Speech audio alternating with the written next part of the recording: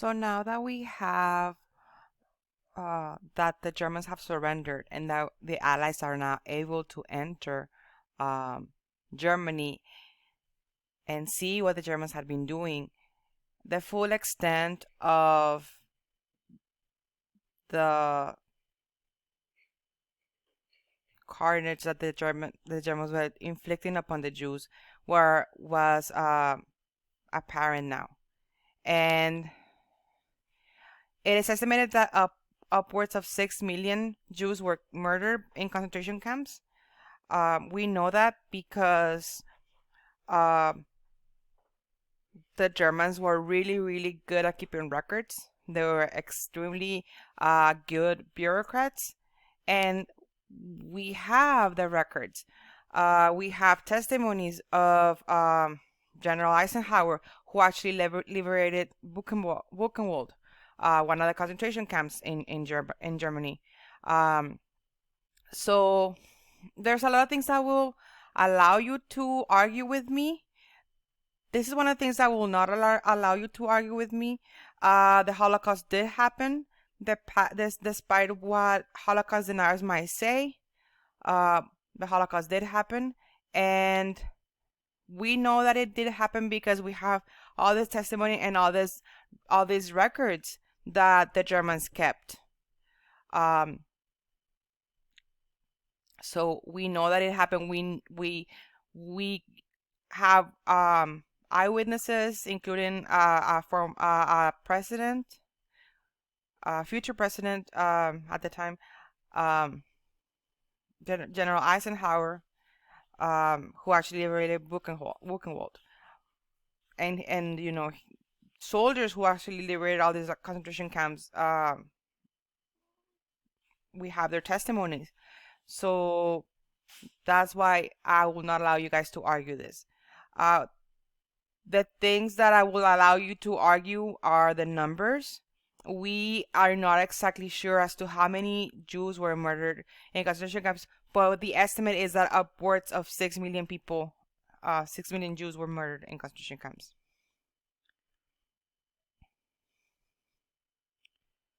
So now that the war is over in Europe, the Allies are able to focus on the war in the Pacific. So here, the strategy that the United States started to use was one called island hopping. And that's literally all they did. They actually went from one island, one there, conquered it, and then once they had conquered that island, they moved on to the next one. Um, General Douglas MacArthur was general in charge of the Pacific Theater in the war. And he was he had been defeated in 1942, in early 1942, by the Japanese, who had defeated him and his men, and in the Philippines, where he was stationed, and he was defeated in the Bataan Peninsula. And it is after this that the Bataan Death March occurred. And the Bataan Death March happened after the surrender of the troops to the Japanese. And it is estimated that approximately 75,000 Filipino and American troops were forced on a march of about 65 miles to their prison camps. And throughout the 65-mile march, they actually were very severely mistreated by the Japanese troops that were forcing them on this march on foot. And we don't know the exact number of troops that actually perished on this death march, but we know that it's in the thousands. The number is in the thousands. So thousands of men died on their way to the prison camp. So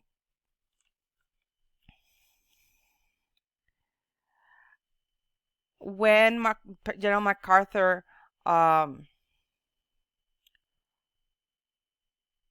left the Philippines, he promised that he will be back. So he made that promise that, okay, I might have been defeated right now, but I'm gonna be back. So he will be back in the future.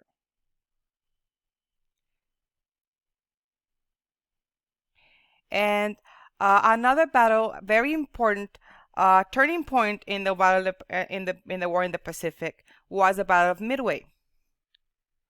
So here at the Battle of Midway, we have that. Well, okay. First of all, it happened 6 months after Pearl Harbor, and here the Japanese are planning a surprise attack on the troops that are stationed at Midway Island.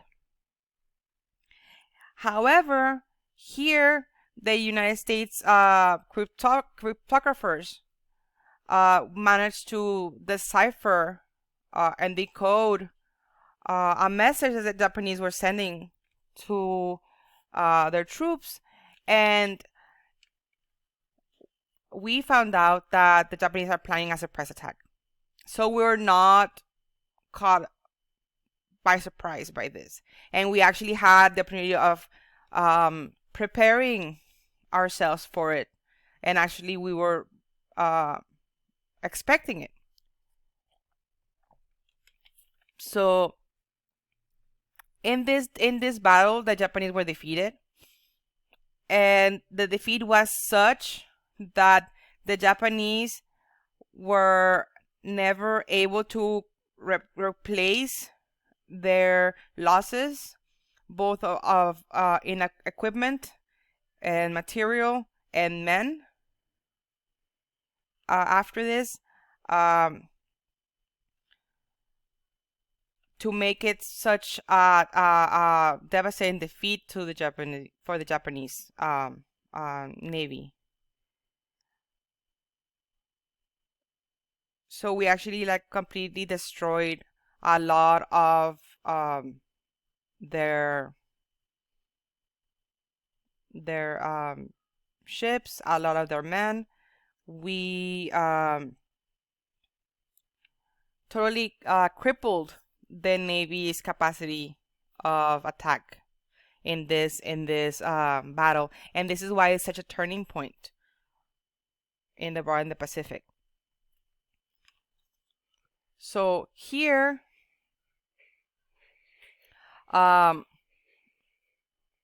this, another very important event that happened is that the Philippines were finally recaptured in October 1944, and General MacArthur, who very famously had said, I will be back. He actually was able to go back to the Philippines after this reconquering of the Philippines. And there's a very famous picture of him like strutting back to command the Philippines. So we see that the Japanese are slowly losing and very, very important victories for the Allies in the Pacific, but the Japanese will not give up. So the battles of Iwo Jima and Okinawa in 1945, here the battle occurred in these two islands. The importance of these two islands is because they are important because they will help refuel any Allied airplanes that are gonna be flying over the region. It's more of a strategic battle, not so much of territorial acquisitions battle. This battle was one of the more deadly in World War II in the Pacific Theater, and it was hurting American morale because the Japanese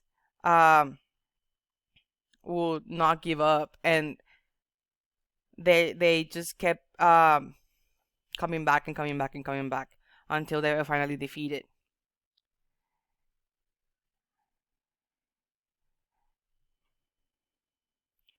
So the both battles, both the Iwo Jima and the Okinawa battles, resulted in huge numbers of casualties for the Americans. Um, Now, this two islands were important for the United States because at the time we were planning an invasion of Japan, and capturing Iwo Jima and Okinawa was gonna be very important um, for us because we could actually like uh, get refuel our planes and also set up landing strips in those islands.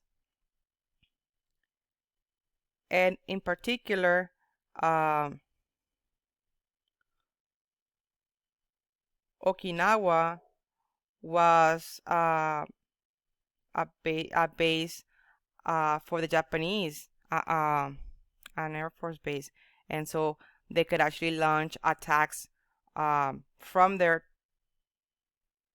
to other battles, and so for us to cripple them there was very important. So that's why we attacked there. Now the invasion of Japan, the planned invasion of Japan never actually happened, but this is why we actually sought to capture Iwo Jima and Okinawa. However, the battles of Iwo Jima and Okinawa did show the Americans that the Japanese were not gonna surrender easily, and that rather than surrender, sometimes they would rather commit suicide and like crash land into important targets with their planes. That this is where, like, you know, you see more and more kamikaze pilots coming out. And so with all this, we can see that the Japanese are not gonna surrender easily. So now there had already been research done on atomic bombs, on an atomic bomb, on the ultimate weapon for the defeat of the Japanese. Um, Now, J. Robert Oppenheimer was in charge of this project, and we call the research and the development of the atomic bomb, we call that project the Manhattan Project. Um, Now, President Truman made the decision to launch the atomic bomb at the Potsdam Conference in July of 1945. So some of the things that are important about this conference is that number one, it was the last World War II meeting, the last World War II conference uh, between the big three, between the United States, the British, and the Soviet Union. And here we are trying to coordinate, all three allies are trying to coordinate um, what they're gonna do as far as controlling and administering Germany. So they set up, like we all set up, a Council of Foreign Ministers and Central Allied Control Council for administering Germany. And we also agreed that the only surrender that we would accept from the Japanese was an unconditional surrender. So this is what we came. These are all the agreements that we came to during the Potsdam Conference. Now, while Truman was at the Potsdam Conference, he was briefed on the Manhattan Project. So even though the Manhattan Project had been in development for several years, the project was itself so secret that FDR hadn't even informed his fourth-term vice president Harry Truman that it was in development and that it was even in existence. So at the Potsdam Conference is the first time that Harry Truman actually hears about the atomic bomb project and about the fact that they now have an atomic bomb that they have successfully tested, and that it is now up to him as to whether or not the United States was gonna deploy this against Japan. Now, the Secretary of War also lets Truman know that, hey, if we don't use the atomic bomb, number one, the Soviets might have it in for years, and number two, this war might last another couple of years because the Japanese are very much unwilling to surrender. So if we do use it, it might help the Japanese surrender unconditionally faster, and it might save thousands of American lives.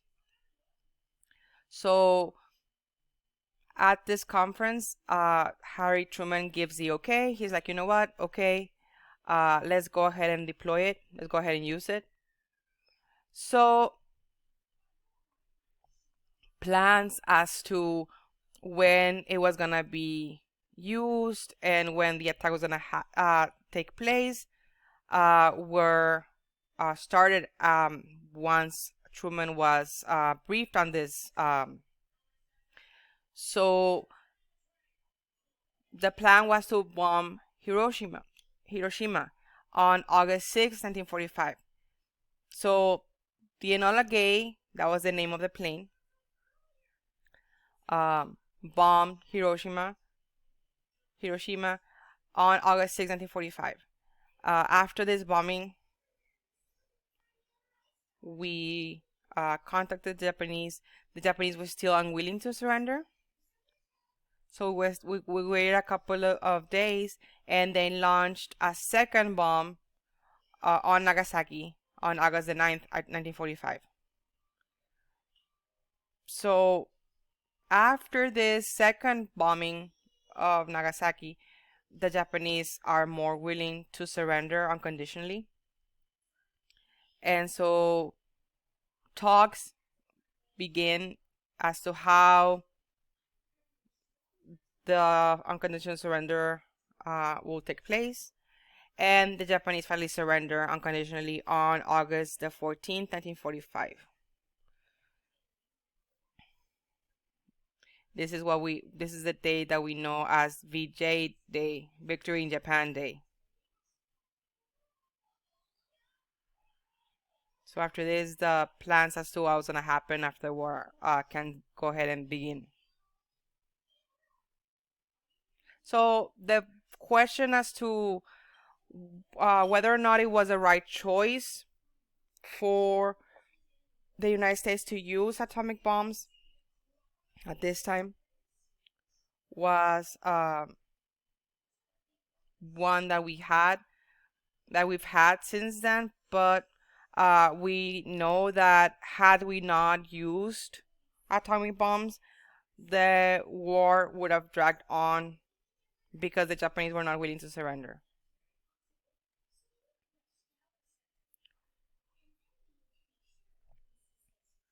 So now I want to talk about how World War II was in the home front. So one of the things that happened was that we need to go ahead and mobilize all the industries for war. So for that For that purpose, we create the Office of War Mobilization. And so this was an independent agency of the United States government to help coordinate all the government agencies involved in the war effort. So it was, there to coordinate all the agencies so that they were all working um, efficiently and for the same purpose of helping out in the war effort, and also that they wouldn't contradict each other. So they were all on the same page, that they all knew what was going on with each other. So they were not gonna be working against each other or anything, or like implementing things that were not gonna be working out for any of the other war industries. Another agency that was established, and this two agencies help out in the economy. The World Labor Board. So the World Labor Board was an agency that was established to mediate labor disputes during the war.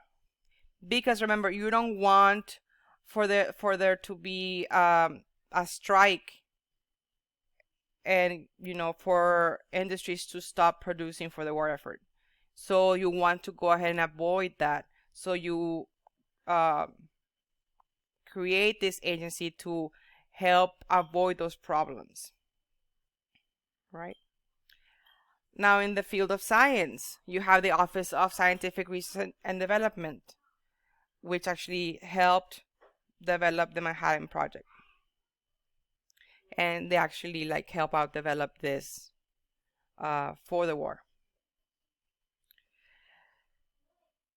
Now, for the rationing that was happening during the war, and this is also having to do with the economy, you had the Office of Price Administration. And the Office of Price Administration, one of the things that it did was that it helped out keep inflation at bay. So it actually controlled, it controlled the money. It helped out the United States as far as setting price controls, and and also rent controls. So all of this is to help out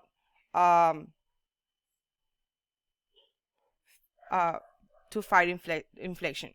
So they're trying to fight inflation because one of the things we're afraid of is that the Great Depression is gonna come back after this is over.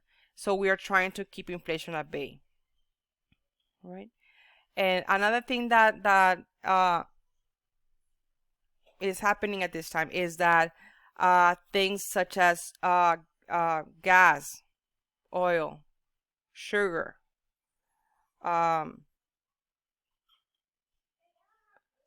iron, anything that has to do with rubber, all of those things are being rationed because they're actually prioritizing their usage for the war effort.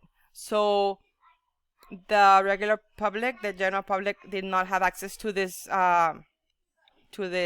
products unless they had a rationing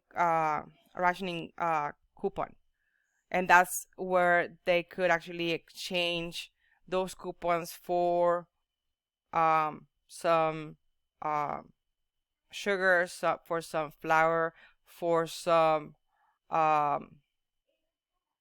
fuel for cars and stuff. So this is how America is doing their part to fight, to help out with the war effort, right? Now, as far as Japanese Americans are actually sent to internment camps with Executive Order 9066, signed 1942 by FDR. So this executive order actually ordered all Japanese Americans to move out of their homes and to go and move to internment camps, essentially as a way of protecting themselves. Um, and so this executive order was not only used against Japanese Americans, it was also used for German Americans and Italian Americans, but it is mostly uh, it is very famous. It is very famous for having um, all Japanese Americans moving into these internment camps, and particularly most, if not all, of the Japanese Americans in California. They actually were forced into these internment camps. And very famously, nearby, we had an internment camp here by Crystal City. In Crystal City, we had an internment camp. So,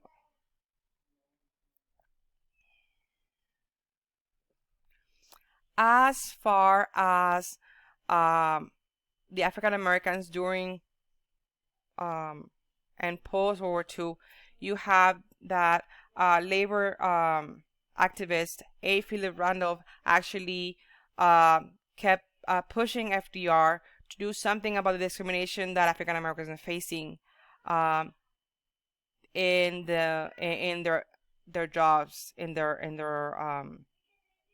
um, jobs in the war industries. So Executive Order 8802 actually mandated that there wasn't gonna be any discrimination as far as uh, on the basis of race, ethnicity, religion, anything like that when it came to the war effort, to the war industries. So that's what FDR signed, because A. Philip Randolph, one of the things that he actually like told FDR, if you don't do something about this segregation and discrimination that we're facing on the jobs, then I'm gonna go ahead and organize all the workers um, in the war industries that are African American, and I'm gonna have them march on Washington. And so rather than having that happen, FDR actually signed Executive Order 8802, and the this order I also set up the Employment Practices Commission. So it not only desegregated the war industries, but it also set up a commission to ensure that the fair employment practices were in place. Right. As far as the military, you have that uh, military officers were actually trained at the Tuskegee Institute. Not at the school, but the school was used as a base for them to train as pilots, and so you get the Tuskegee Airmen uh, actually uh, doing their part to fight in the war. And this is very unusual because all of them are officers because they're all like pilots. And typically you had that African Americans at the time in the army, in the navy, uh, they were all discriminated against. They were all segregated to units, and this is a unit that was, yes, it was segregated, but it was all officers. Normally, you had that African Americans were typically delegated to menial tasks, to tasks that were not like that complicated or that important. They were cooks. They were not like that much into giving them that much responsibility. But this is one of the things. This is one of the times that you have African Americans actually being officers in the army. You have that the NAACP also begins a campaign uh, that they call the Double B campaign. Double B because they're gonna win against the Axis powers. They're gonna win in the war, but they also win at home, in fighting segregation, in fighting racism, in fighting all different things, right? So they're gonna be fighting in this Double B campaign, right? And also the Congress of Racial Equality Corps is actually um, started out during the war in 1942, and this um, organization was actually um, affiliated to the NAACP, but its whole idea behind it was to ensure racial equality between the races, like between everyone, right? And the founding members, you had both black and white members founding this organization, right? After the war, you have that Truman actually uh, sets up a committee to figure out to investigate the United States incidents or any or like status on civil rights. And the committee that Truman sets up, it's also, besides investigating civil rights, they also in charge with promoting measures to strengthen and to protect civil rights. So that's what Truman begins to do. And in addition to this, Truman actually desegregates the armed forces with Executive Order 9981. So now you have that after that order, that executive order, you have now blacks and whites serving together in the same units in the army, in the navy, in the air force, which you didn't have before. As far as the participation of women in the war, some of the military contributions, you had women's affiliates to all of the military branches. So you had, the spars for the Coast Guard. You had the WACs for the Army, which the WAC stood for the Women's Army Corps. You had the waves for the Navy, and you had the marinettes for the Marines. So all of the branches had their own women's affiliate branch, and these women, they did not participate in action, like in war action, but they actually helped out in other areas. Like for the WAC, one of the things that they helped out was that they actually helped fly the planes from one base to another base, things of that nature. But it was still, part of women's contribution to the war. Another contribution to the war effort was that women helped out with the war industries. So when the men left to go ahead and fight in the war, women went to work in the war industries. And so you have this so-called Rose Deliverators who are helping out with the war effort, who are building planes, who are helping out with the creation of like tanks and you know building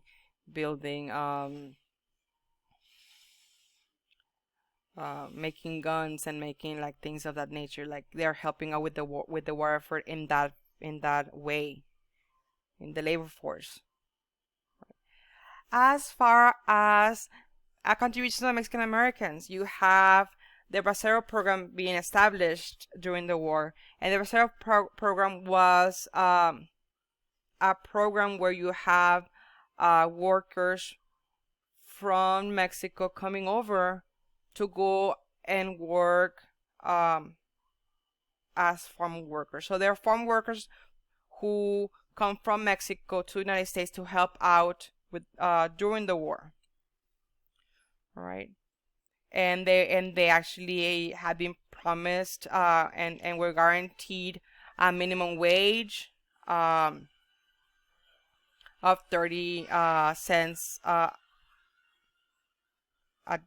an hour and stuff for them to be working picking up the the like the different crops. And this program was in effect since since like during the war and up until 1951, the Bracero program. Now, as far as contributions in the war effort, as far as fighting, Mexican Americans actually fought alongside white Americans in the army and in the navy, but there were some cases of segregated units of Mexican Americans. Now, um,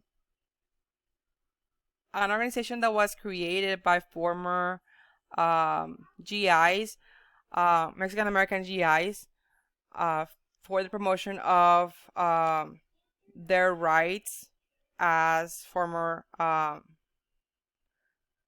War II veterans, was the American GI Forum. Now, this organization was created in 1948 by Dr. Hector Perez Garcia. And this organization was created to safeguard Mexican Americans' rights and Mexican Americans' civil rights, especially Mexican American who had fought during World War II.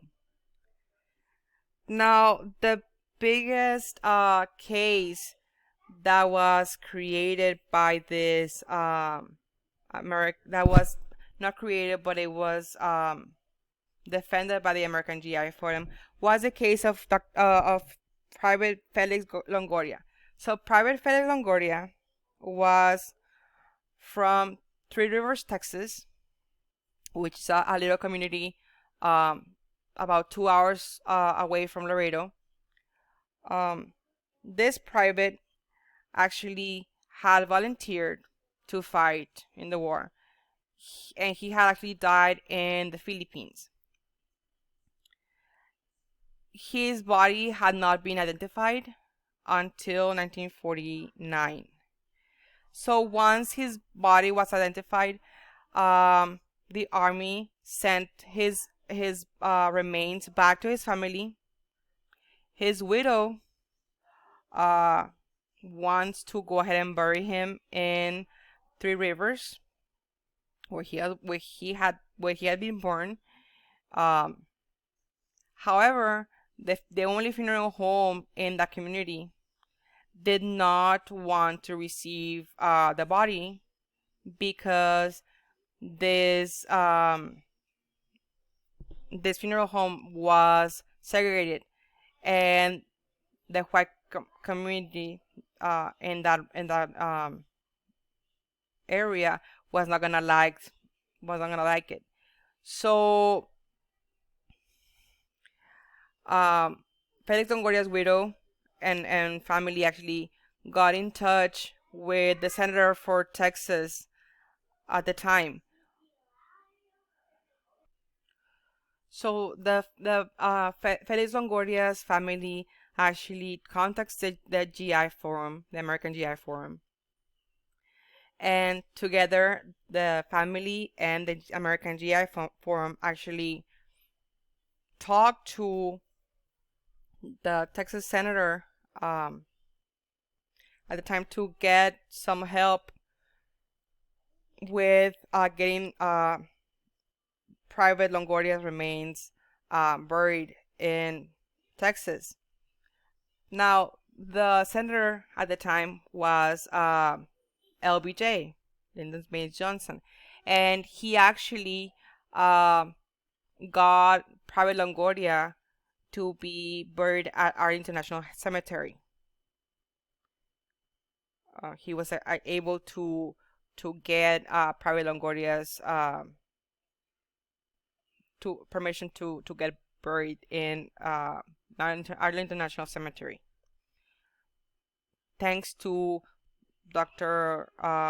Hector P. Garcia's influence and uh, arguing his case to LBJ. LBJ heard him, and LBJ got him to be buried there. Okay, and the American GI Forum is a big organization that actually helps out when promoting Chicano, well, not Chicano, but it influences the Mexican American civil rights fight later.